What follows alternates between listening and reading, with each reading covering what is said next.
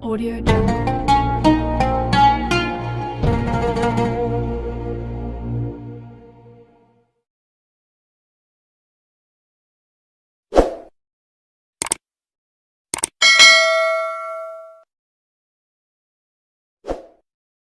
Alhamdulillah, tadi Habib Mo membawakan bahwasanya di setiap hari kita itu ada nafahat, pemberian dari Allah Subhanahu wa taala. Dulu Al-Fakir pernah mencatat di ujung kitab Al-Fakir ketika belajar dengan Al-Habib Umar, guru besar kita Al-Habib Umar bin Muhammad bin Salim bin Hafid. Beliau ketika menjelaskan ini, beliau mengatakan dalam sehari itu ada kurang lebih sekitar 360.000 nafahat dan dari Allah Subhanahu wa taala. Beliau mengatakan di situ 360.000 nafahat, cari, kata beliau. Itu sudah dibentangkan luas oleh Allah Subhanahu wa taala. Tinggal kita bagaimana caranya untuk meraih daripada nafahat tersebut. Yang jelas, nafahat dari Allah Subhanahu wa taala tidak bisa didapatkan dengan bermalas-malasan. Nafahat dari Allah Subhanahu wa taala tidak bisa didapatkan hanya dengan memperbanyak tidur.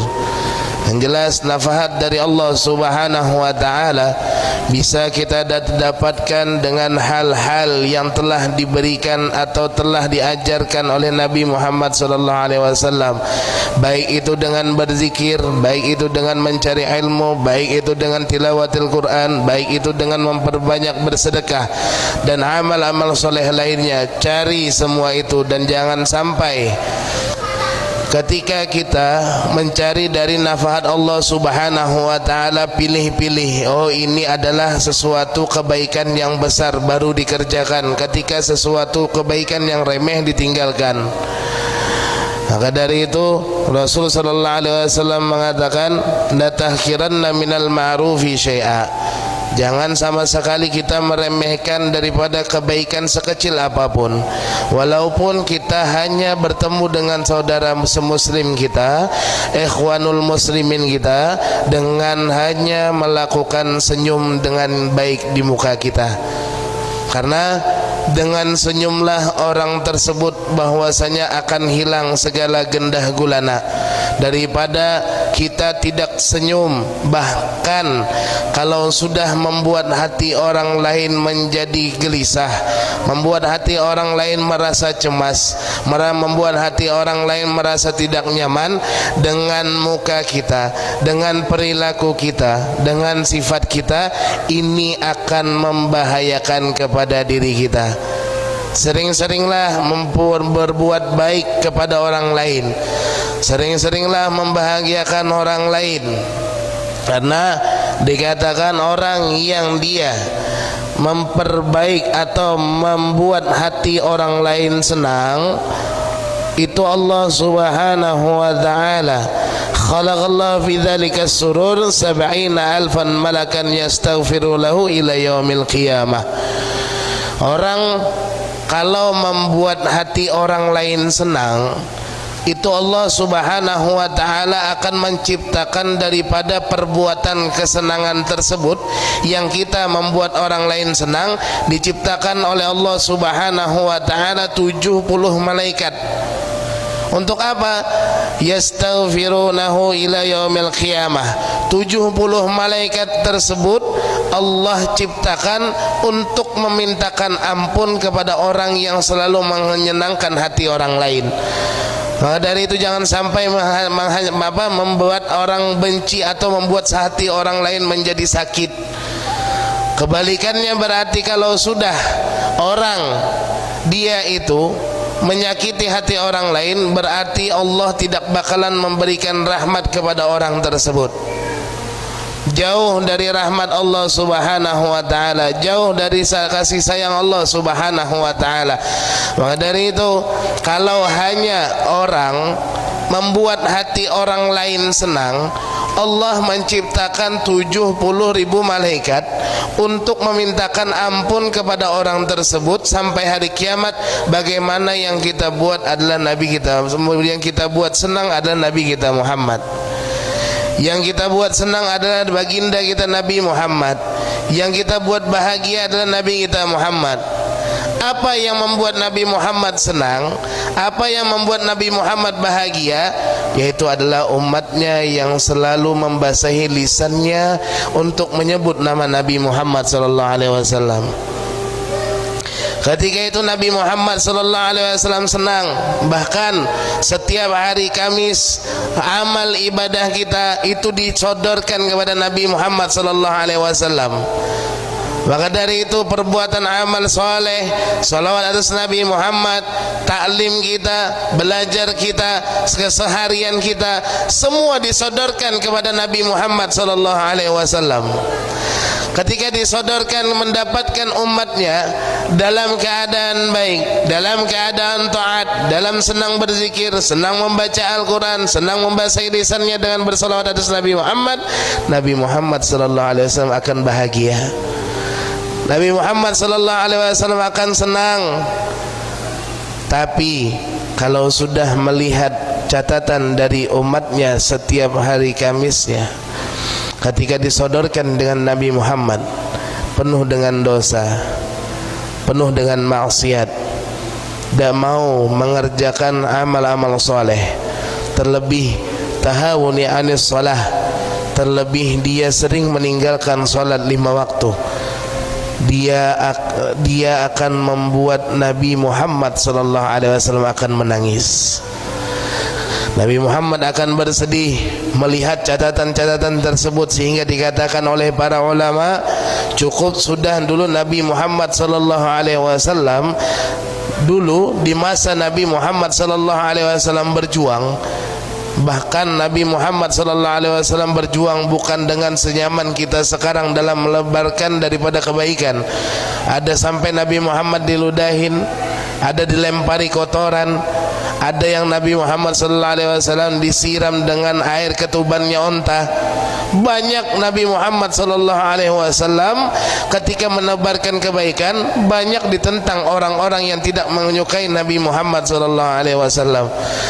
Cukup itu yang membuat Nabi Muhammad sallallahu alaihi wasallam dilempari kotoran, disiram dengan air ketuban.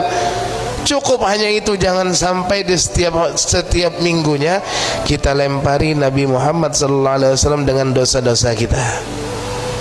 Karena dosa sebesar apapun, selagi dia mau kembali kepada Allah dan hubungannya hanya dengan Allah, dosa yang dia lakukan sebesar apapun insyaallah dan pasti akan diampuni oleh Allah, selagi dia mau kembali kepada Allah subhanahu wa ta'ala. Begitu juga dosa sekecil apapun, walaupun hanya satu dosa, ketika kita melakukan dosa dan itu dianggap itu adalah suatu dosa, satu dosa pun akan menghalangi kita untuk masuk ke surganya Allah subhanahu wa ta'ala. Dan dari itu selalulah membuat orang lain senang, selalulah membuat hati Nabi kita Muhammad sallallahu alaihi wasallam bangga. Jangan heran ya, jangan sampai tercemooh ada orang yang bilangin kita, ada apa itu duduk pengajian, ada apa duduk malam-malam, ada apa itu kumpul-kumpul di masjid. Biarkan orang berkata, biarkan orang berbicara, selagi itu kita di jalan yang benar, jangan pernah mendengarkan omongan orang lain. Selagi kita berjalan di jalan ridhonya Allah subhanahu wa ta'ala, jangan pernah mendengarkan daripada orang lain.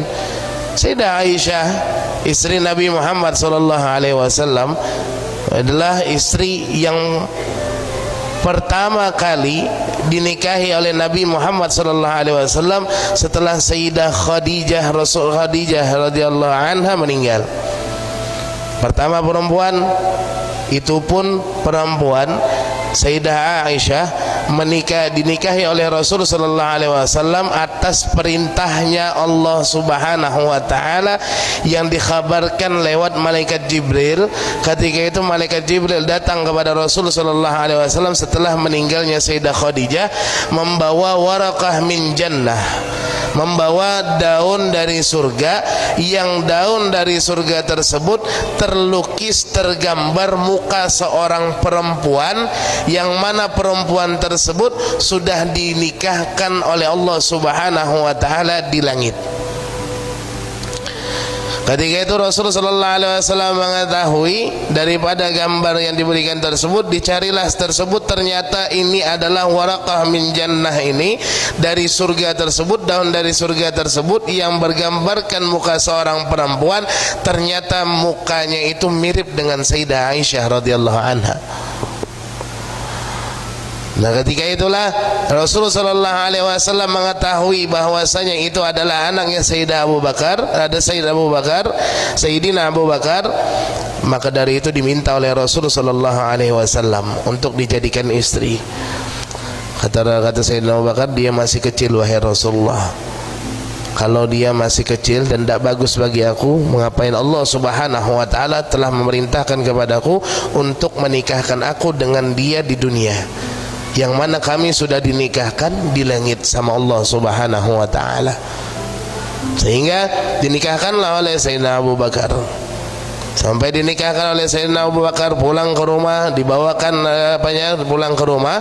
Ketika itu Sayyidina Abu Bakar menyuruh Sayyidah Aisyah untuk membawakan buat satu tempat atau satu piring diisi kurma, disuruh mengantar kepada Nabi Muhammad sallallahu alaihi wasallam. Katakan kepada Muhammad, ini tadi yang disebutkan oleh abahku, ini tadi akhirnya dibawakan. Tujuannya untuk mengenalkan Sayyidah Aisyah dengan Nabi Muhammad sallallahu alaihi wasallam, karena sudah halal. Beda dengan perempuan sekarang, belum halal dihalal-halalin, ya, belum halal dihalal-halalin. Belum halal sudah tunangan serasa menikah, padahal baru tunangan. Itu sudah boleh berjalan berduaan, bergandengan, dijemput ke rumah orang tuanya. Rasulullah sallallahu alaihi wasallam sudah menikah baru bisa melihat muka Sayyidah Aisyah radhiyallahu anha. Sampai akhirnya dibawa itu, kurma sampai ke Rasulullah. Namanya anak kecil Sayyidah Aisyah di waktu itu, diantarkan kurma tersebut, akhirnya dikasih kepada Nabi Muhammad sallallahu alaihi wasallam. Ketika berbalik, ditarik itu sedikit bajunya dari Sayyidah Aisyah, sampai Sayyidah Aisyah akhirnya marah, datang mengadu kepada abahnya Sayyidina Abu Bakar, wahai abahku, tuh lihat apa itu Nabi Muhammad sallallahu alaihi wasallam narik-narik bajuku, padahal Nabi Muhammad hanya menarik sedikit daripada bajunya. Ibaratnya tidak sengaja lah, atau begayaan Nabi Muhammad sallallahu alaihi wasallam. Tapi ketika itu saya kata Sayyidina Abu Bakar, ya Aisyah, ya binti, wahai anak perempuanku, la tadunnu dunnasu, janganlah engkau berprasangka jelek dengan Nabi Muhammad sallallahu alaihi wasallam, bahwasanya itu adalah suamimu. Sayyidah Aisyah mengatakan, aku tidak pernah merasakan kebahagiaan di hari itu kecuali aku pernah mendengar abahku berkata, aku sudah dinikahkan dengan Nabi Muhammad sallallahu alaihi wasallam. Sayyidah Aisyah itu beliau pernah berkata bahwasanya pernah menulis kepada Sayyidina Muawiyah pernah menasihati bahwasanya jangan engkau sama sekali mencari daripada ridhonya manusia. Jangan sama sekali. Ketika engkau mencari ridha Allah, maka Allah akan memenuhi segala kebutuhanmu dari manusia. Artinya carilah ridhonya Allah. Itu Sayyidah Aisyah mengatakan. Makanya beliau ini adalah perempuan yang sangat luar biasa. Biar mengenal sedikit Sayyidah Aisyah, ya, Sayyidah Aisyah ini perempuan yang sangat luar biasa. Meriwayatkan dari hadis Nabi Muhammad sallallahu alaihi wasallam itu kalau tidak salah 1180 hadis kalau tidak salah, meriwayatkan dari hadis dari Nabi Muhammad SAW. Bahkan para sahabat kalaunya bingung menentukan daripada masalah daripada faraid atau masalah apapun, datang kepada Sayyidah Aisyah, maka masalah tersebut akan terselesaikan. Ini perempuan yang sangat luar biasa. Bahkan kalau dibilang Sayyidah Aisyah, beliau ini adalah orang yang mana paling dermawan, ya, paling dermawan.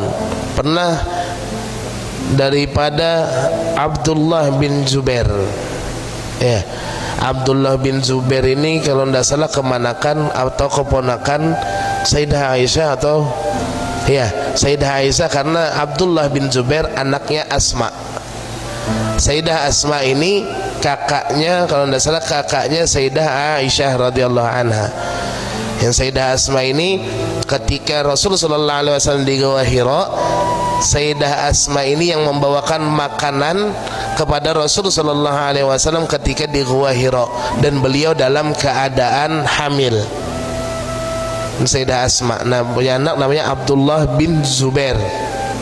Nah, Abdullah bin Zubair ini pernah memberikan berupa banyak emas, pernah memberikan kepada Sayyidah Aisyah, itu ada 180.000 emas, ya.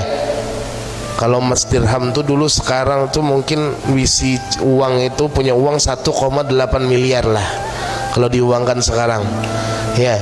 Dikasihkan oleh Abdullah bin Zubair kepada Sayyidah Aisyah radhiyallahu anha, dan beliau ketika itu dalam keadaan puasa. Ketika diberikan oleh Sayyidina Abdullah bin Zubair daripada emas tersebut, dibagikan emas tersebut semuanya sampai tidak tersisa sedikit pun, satu pun tidak tersisa, satu pun tidak tersisa. Sehingga apa? Sehingga ada salah satu datang kepada Sayyidah Aisyah, wahai Sayyidah Aisyah, kenapa tidak engkau tinggalkan satu emas saja agar engkau nanti buka puasa dengan enak, ya, entah bisa beli daging. Kata Sayyidah Aisyah, iya isi, karena aku lupa, ya, lupa. Artinya lupa apa? Memang beliau tidak memikirkan sedikit dunia sedikit pun di hati beliau, dikasihkan semuanya, ya, sehingga beliau dikatakan berbuka dengan roti dan minyak zaitun. Nah, inilah keadaan ahlul bait Nabi Muhammadin sallallahu alaihi wasallam, ya. Kalau sudah memberi, tidak bakalan lagi diterima, ya. Makanya banyak para habaib itu kalau sudah memberi, tidak mau lagi sudah kembali, ya. Karena dari datu-datu beliau, dari Sayyidina Ali As-Sajjad, ada Sayyidina Ali karamallahu wajhabun, karena dari kakek-kakek beliau, mereka itu sudah menjadikan leluhur-leluhur mereka kalau sudah memberi tanpa pamrih, ya. Kalau sudah mereka memberi tanpa pamrih. Nah, mudah-mudahan bisa bermanfaat. Sebenarnya tadi mau mengambil istifadah aja, ayyuhal walad, mau kita dengar. Sebenarnya tidak ada persiapan tadi buka-buka HP apa yang dibaca, karena seharian pulang pergi ya seadanya yang dibawa. Ya, mudah-mudahan bermanfaat, menjadi ilmu yang berkah. Mudah-mudahan bisa menjadikan kita untuk kita mendekatkan diri kepada Allah Subhanahu wa taala. Amin ya rabbal alamin. Hadza minni wal afu minkum. Wassalamualaikum warahmatullahi wabarakatuh.